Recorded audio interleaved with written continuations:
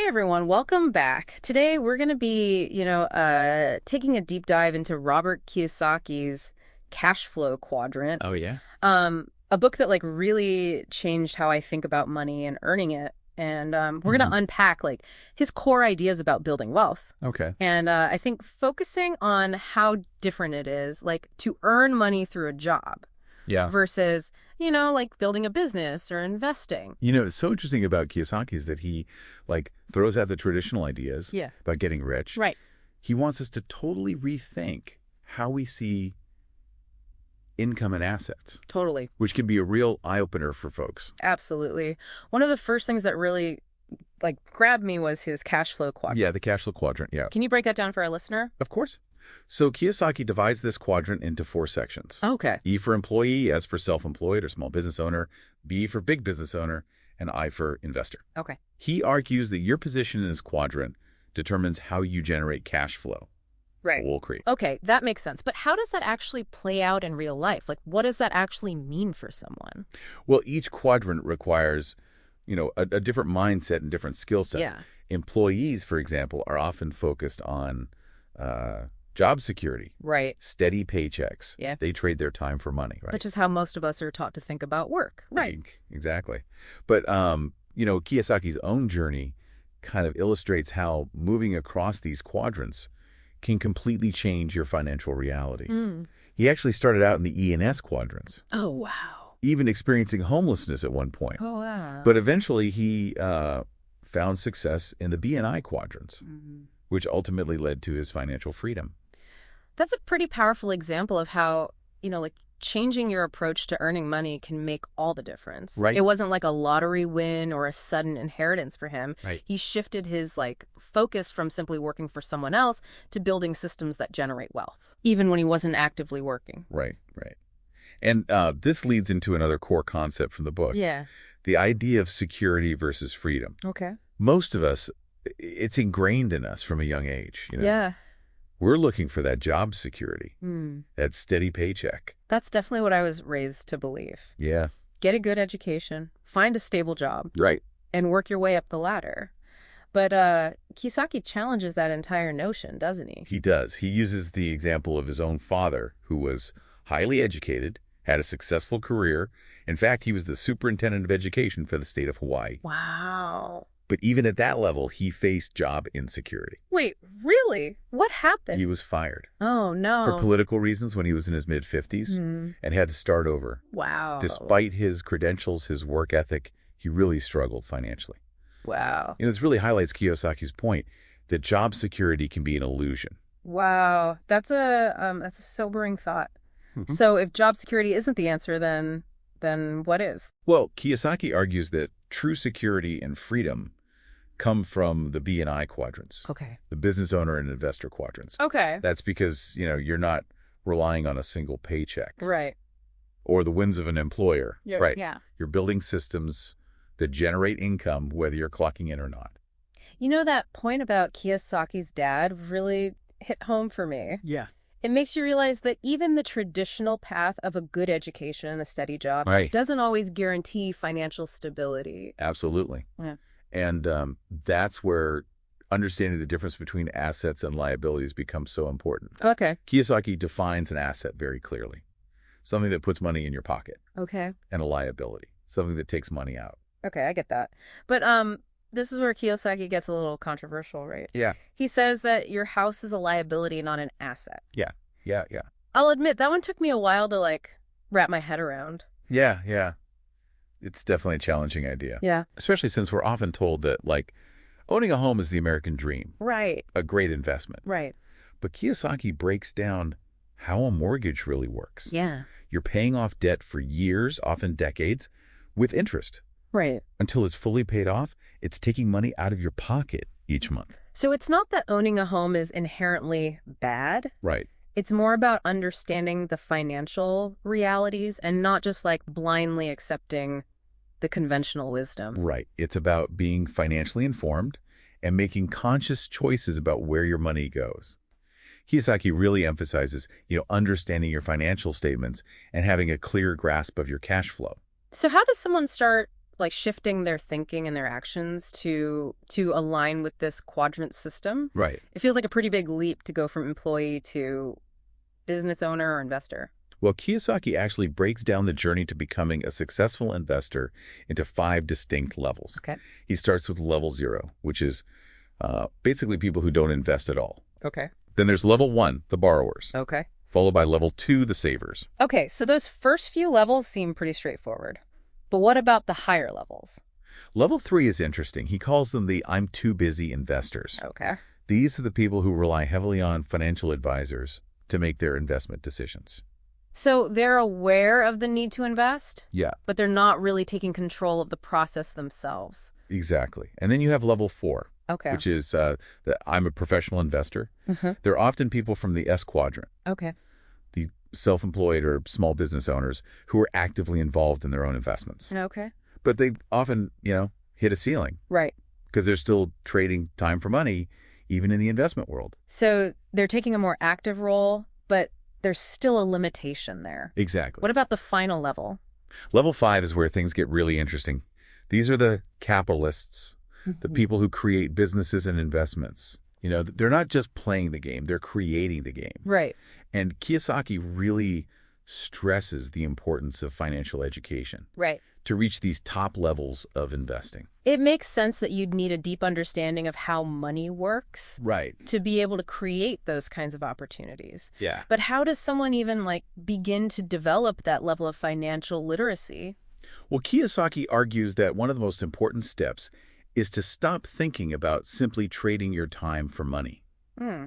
It's about building businesses that generate income even when you're not actively working. That's the idea of passive income, right? Exactly. Where the money works for you instead of the other way around. Exactly. And he suggests 3 main paths to getting into the B quadrant, Okay. the big business owner quadrant. What are those paths? First, he recommends finding a mentor, someone who's already successful in the area you want to pursue. Okay. Second, he suggests buying a franchise, Okay. which gives you, a proven system and brand recognition. Okay, so those two options provide a bit more structure and guidance. What's the third path? The third path is joining a network marketing company. This allows you to leverage an existing network and product line to build your business. Interesting. So he's suggesting ways to tap into existing systems and resources Yeah, rather than trying to reinvent the wheel. precisely. He believes that these paths can provide a solid foundation Oh, okay. for those transitioning from the employee mindset to the business owner mindset. It sounds like he's really emphasizing the importance of systems and leveraging other people's expertise. Yeah, It's not just about working harder, it's about working smarter. that's a key takeaway. But, even with the right strategies, the right systems in place, there's another crucial element that Kiyosaki addresses. What's that? He talks about the importance of overcoming internal barriers. Hmm. Emotional intelligence plays a huge role in financial success. Okay. It's not just about the numbers. It's about understanding and managing your emotions, Yeah. especially when it comes to money. So it's not just about strategies and systems, it's about mindset as well. Exactly. Kiyosaki highlights the need to identify and overcome those limiting beliefs Right. that hold us back. We all have them.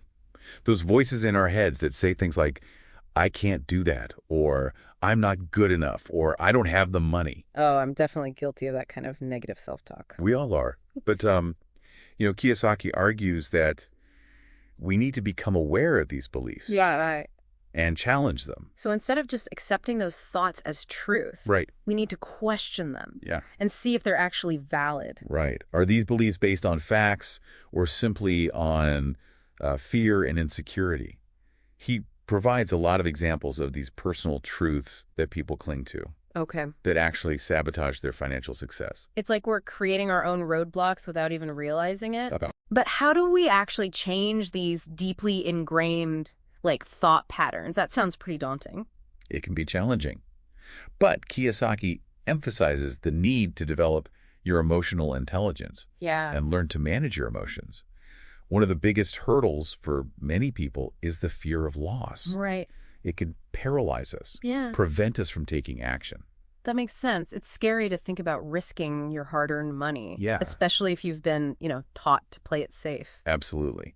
But Kiyosaki argues that taking calculated risks is essential for Yeah, financial growth. And he stresses that this doesn't mean jumping into investments blindly. right. It's about educating yourself, starting small, and building your confidence gradually. So it's a process of like learning and evolving, not a get rich quick scheme. Exactly. He actually encourages people to start by underachieving, Okay. which sounds counterintuitive, Yeah.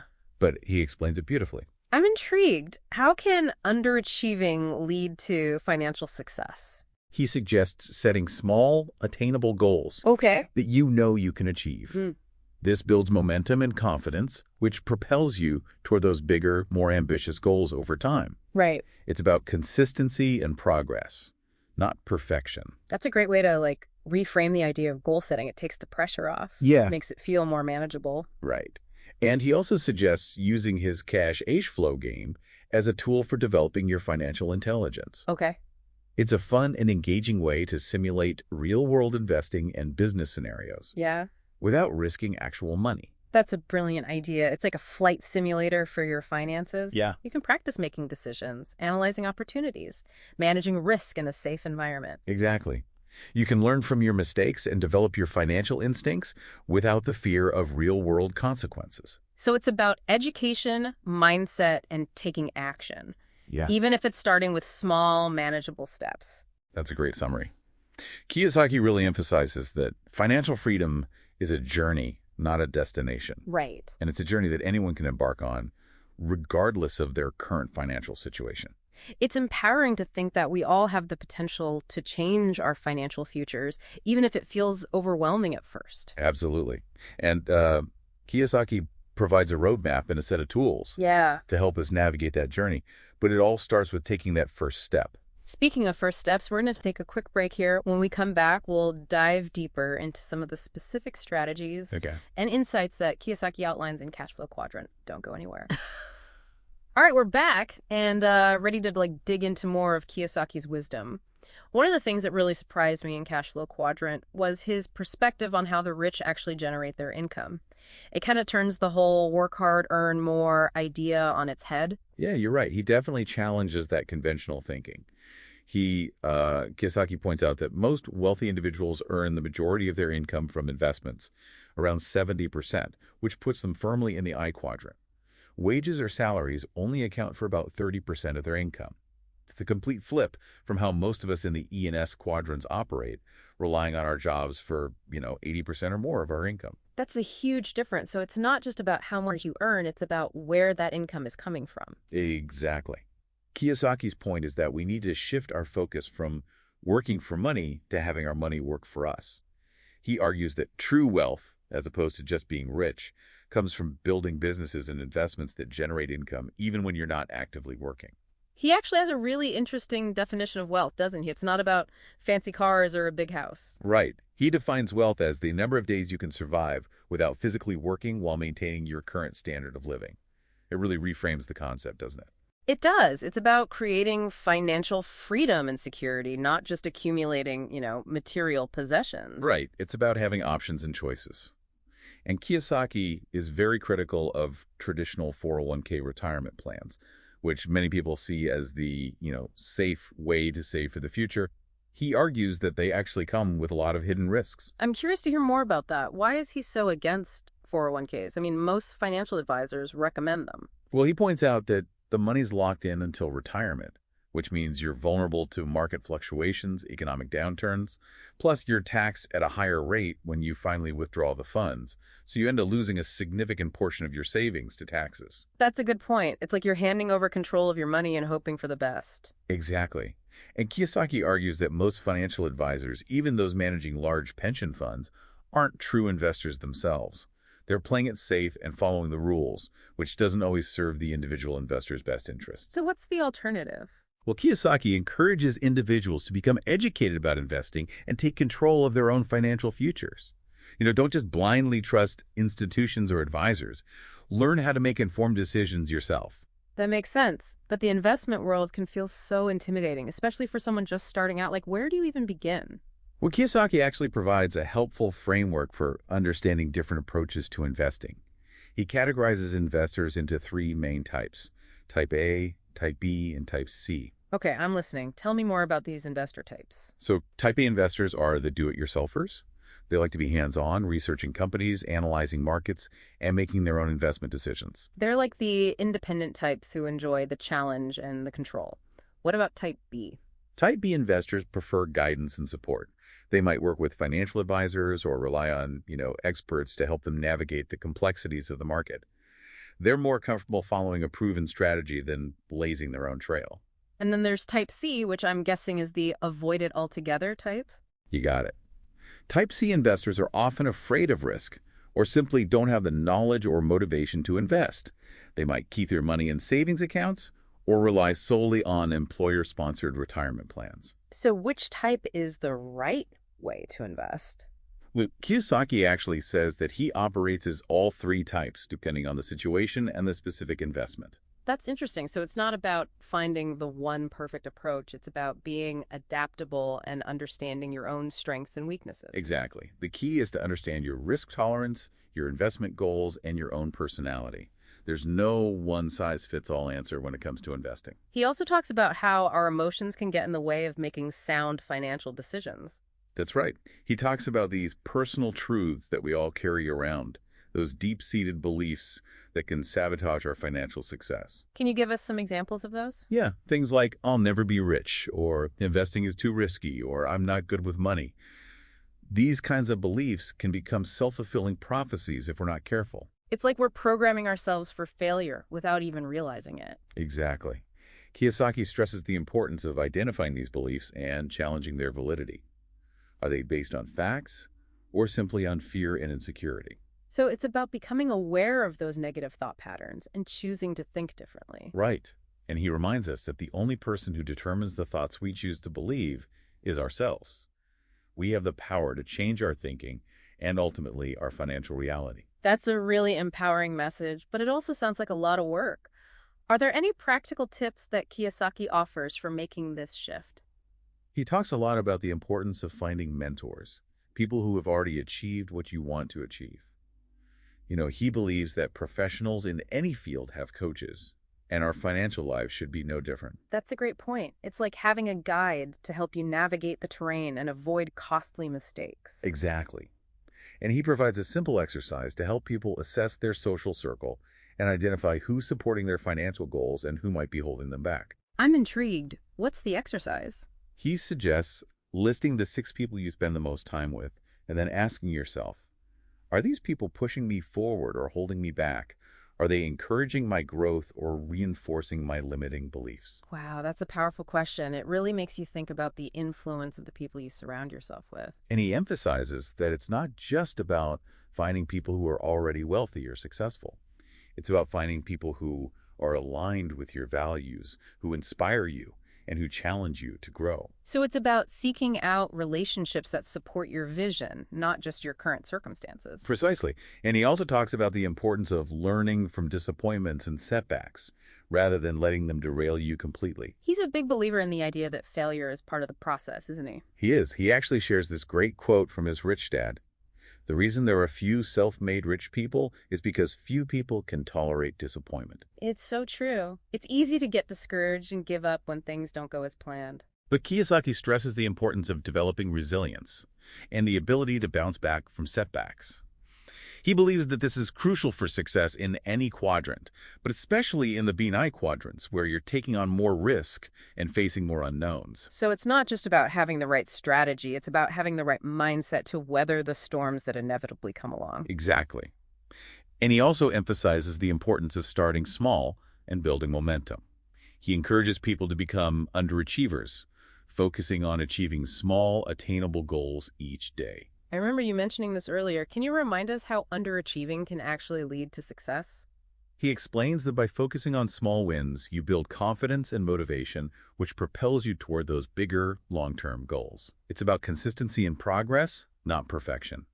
It's like training for a marathon. You don't start by running 26 miles. You start with a mile, then 2, then 5, and gradually build up your endurance and stamina. That's a great analogy. It takes the pressure off and makes it feel more attainable. Right. It's about celebrating those small victories and using them as fuel to keep moving forward. Kiyosaki also talks a lot about the importance of financial literacy. He really wants people to understand how money works, doesn't he? He does. He believes that understanding financial statements is crucial for making informed decisions about money. Most people are focused on income and expenses, but Kiyosaki argues that the rich focus on assets and liabilities. And he's not a fan of traditional accounting methods, is he? He challenges the idea that a house is automatically an asset. Yeah, he believes that traditional accounting can be misleading because it often classifies a home as an asset, even though it's typically financed with debt and doesn't generate income. So it's not about whether you own a home, it's about how that home fits into your overall financial picture. Is it helping you build wealth or is it draining your resources? Exactly. And he encourages people to start thinking like business owners and investors, even if they're currently employed. This means understanding how money works, how to create cash flow, and how to leverage debt strategically. That's a great point. Even if you're not ready to quit your job and start a business, you can start adopting the mindset and financial habits of someone who is building wealth. Right. It's about shifting your focus from earning money to making your money work for you. And he recommends playing the CASHFLOW game as a tool for developing this financial literacy. It allows people to practice making financial decisions, analyzing opportunities, and managing risk in a safe and engaging environment. I love that idea. It's like a financial playground where you can experiment and learn without the fear of real-world consequences. Exactly. It's about making learning fun and engaging. But Kiyosaki also emphasizes the need to be aware of the changing financial landscape. He believes the rules of the game have changed as we've transitioned from the industrial age to the information age. What does he mean by that? Well, he points out that traditional job security is fading, while the opportunities for wealth creation are expanding for those who are financially educated and adaptable. So it's more important than ever to take control of your financial future and not rely on old systems or assumptions. Absolutely. And he talks about the increasing importance of technology and the rise of global competition. These trends will continue to disrupt traditional industries and create new opportunities for those who are prepared. So it's not just about learning the rules of the game, it's about being able to adapt as the game changes. Right. And Kiyosaki encourages people to develop skills that are relevant to the information age, such as financial literacy, business acumen, and technological fluency. He believes these skills will be essential for success in the years to come. It's like we need to become lifelong learners to keep up with the rapid pace of change. Absolutely. And he also points out that the government will likely continue to increase taxes and reduce benefits as it faces mounting debts and obligations. This means that individuals can no longer rely on the government to provide for their financial security. So we can't just sit back and expect someone else to take care of us. We need to be proactive and build our own safety nets. Right. He stresses the need to take personal responsibility for your financial future. That means building assets and creating multiple streams of income so you're not reliant on a single source. And he's not a big fan of relying solely on traditional savings accounts and retirement plans, is he? No, he believes that these investments often fail to keep pace with inflation, leaving people with less purchasing power in the long run. He recommends exploring alternative investment options like real estate, businesses, and precious metals, which have historically been more resilient during times of economic uncertainty. So it's about diversifying your portfolio and considering options that go beyond the traditional stock market. Right. And he also emphasizes the importance of protecting your assets from potential risks, like lawsuits and market downturns. Having a solid legal and financial plan is essential for safeguarding your wealth and ensuring your long-term security. It's like building a fortress around your finances so that you're prepared for whatever challenges come your way. That's a great analogy. And he also dives into the emotional and psychological aspects of wealth creation, which we touched on earlier. Right, those limiting beliefs and fears that can hold us back. How do we overcome those? Well, he encourages people to identify and challenge these negative thought patterns and replace them with beliefs that empower them to take action and achieve their goals. It's about shifting your mindset from scarcity to abundance, from fear to possibility. So it's not just about changing your financial strategies, it's about changing your relationship with money and your beliefs about what's possible. Exactly. And he also emphasizes the importance of developing a strong work ethic, but not just in the traditional sense. He believes that true wealth creation comes from working smarter, not harder, by leveraging systems, technology, and other people's time and talents. That's a key distinction. It's not about grinding yourself down, it's about being strategic and efficient. Right. He encourages people to think like entrepreneurs and investors, seeking opportunities to create value and generate passive income, rather than simply trading their time for money. So it's about building something that works for you, even when you're not actively working on it. Exactly. And he also stresses the need to be adaptable and willing to learn new skills and strategies as the financial landscape continues to evolve. It's like we're all navigating a constantly changing river, and we need to be able to adjust our course as the currents shift. That's a great metaphor. And he believes that those who are flexible and embrace change will be the ones who thrive in the years to come. So, how do we put all of this into practice? Where do we start? Well, he shares some practical tips for taking action and building momentum toward your financial goals. He encourages people to start by creating a financial plan, setting clear goals, and tracking their progress. So, having a roadmap and a system for accountability. Exactly. Yeah. And he also suggests developing a budget and automating your savings and investments to ensure consistency. It's about making saving and investing a habit, not an afterthought. That's great advice. It takes the decision making out of the equation and helps you stay on track even when you're not actively thinking about it. What else does he suggest? Well, he also recommends surrounding yourself with people who support your financial goals and seeking out mentors who can guide you along the way. We talked about the importance of mentorship earlier. It's like having a coach in the game of finances. Right. And he believes that having a strong support system is essential for staying motivated and overcoming obstacles. He also encourages people to celebrate their successes and acknowledge their progress, no matter how small. Positive reinforcement is crucial for building confidence and staying committed to your long-term vision. So it's not just about the destination, it's about enjoying the journey and celebrating those milestones along the way. Right. And he also reminds us that wealth creation is not a destination. It's a journey. And it's a journey that is unique to each individual. We all have our own paths to follow and our own definitions of success. Exactly. He encourages people to enjoy the process, learn from their experiences, and never stop growing and evolving. It's about constantly expanding your knowledge and skills and adapting to the ever-changing financial landscape. Yeah, he believes that true wealth is not just about financial abundance. It's about having the freedom to live life on your own terms and make a positive impact on the world. It's about aligning your financial goals with your values and your passions. Right. He encourages people to define their own version of success and pursue their passions with purpose and integrity. He believes that by aligning your financial goals with your values and aspirations, you can create a life of both prosperity and fulfillment. It's not just about making money, it's about making a life that you love. Right. And he also reminds us that money is a tool, not a master. That's an important reminder.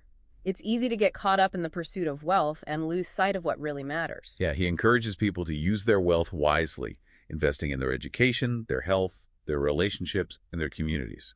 So it's not just about accumulating money, it's about using it to create a better life for yourself and for others. He believes that true wealth is about creating a legacy that extends beyond yourself and makes a positive difference in the world. It's about leaving the world a better place than you found it. Exactly.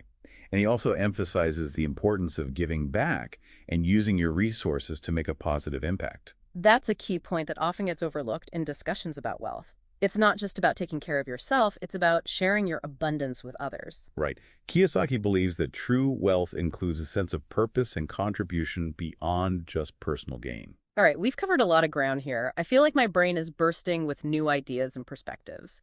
But what's the big takeaway from all of this? Why should someone care about the cash-flow quadrant? The key takeaway is that financial freedom comes from understanding which quadrant you operate in and strategically working towards generating income from the B&I quadrants.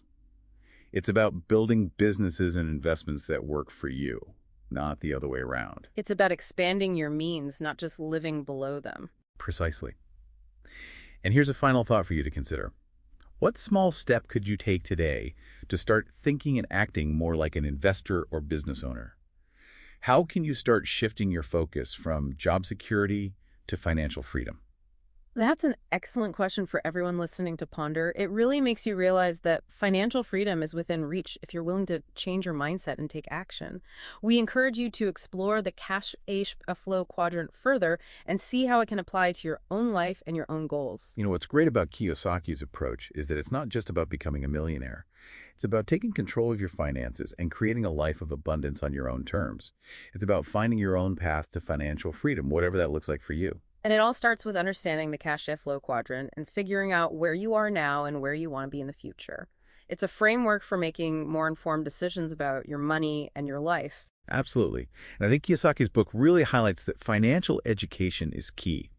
The more you understand about money and how it works, the more empowered you are to make choices that align with your goals and values. That's so true. It's like anything else in life. The more you learn, the more confident you become. And when it comes to finances, that confidence can make all the difference. And remember, it's not just about reading a book or listening to a podcast. It's about taking action. Kiyosaki encourages people to start small, set achievable goals, and build momentum over time. Even those small steps can make a big difference in the long run. It's like that saying, the journey of 1,000 miles begins with a single step. Exactly. And the cash flow quadrant can be that first step toward a more abundant and fulfilling financial future. This has been such an insightful deep dive into cash flow quadrant. I feel like I have a whole new perspective on wealth and financial freedom. It's been a pleasure exploring these ideas with you. And to everyone listening, we encourage you to pick up a copy of Cash Flow Quadrant and discover your own path to financial freedom. Keep learning, keep growing, and keep striving for that life of abundance that you deserve. Thanks for joining us on this deep dive. Until next time, keep those wheels turning, and remember, you have the power to create the financial future you desire. That's an excellent question for everyone listening. To ponder it really makes you realize that financial freedom is within reach, if you're willing to change your mindset Yeah, and take action. And we encourage you to explore the cash flow quadrant further definitely. and see how it can apply to your own life and your own goals. You know what's great about Kiyosaki's approach is that it's not just about becoming a millionaire. Right. It's about taking control of your finances Right. and creating a life of abundance on your own terms. Mm. It's about finding your own path to financial freedom, Yeah. whatever that looks like for you. And it all starts with understanding the cash flow quadrant and figuring out where you are now Right? and where you want to be in the future. Yeah. It's a framework Yeah. for making more informed decisions about your money and your life. Absolutely. And I think Kiyosaki's book really highlights that financial education is key. Yeah. The more you understand about money and how it works, Right. the more empowered you are to make choices Right. that align with your goals and values. That's so true. It's like anything else in life. Yeah. The more you learn, the more confident you become. Yeah. And when it comes to finances, that confidence can make all the difference. Absolutely. And remember, it's not just about reading a book Right. or listening to a podcast. It's about taking action. Right. Kiyosaki encourages people to start small, set achievable goals, and build momentum over time. Even those small steps can make a huge difference in the long run. Yeah, It's like that saying, the journey of 1,000 miles begins with a single step. exactly. And the cash flow quadrant can be that first step Right. toward a more abundant and fulfilling financial future. This has been such an insightful deep dive into cash flow quadrant. I feel like I have a whole new perspective Yeah. on wealth and financial freedom. It's been a pleasure exploring these ideas with you. And to everyone listening, we encourage you to pick up a copy of Cash Flow Quadrant and discover your own path to financial freedom. Keep learning, keep growing, and keep striving for that life of abundance that you deserve. Thanks for joining us on this deep dive. Until next time, keep those wheels turning, and remember, you have the power to create the financial future you desire.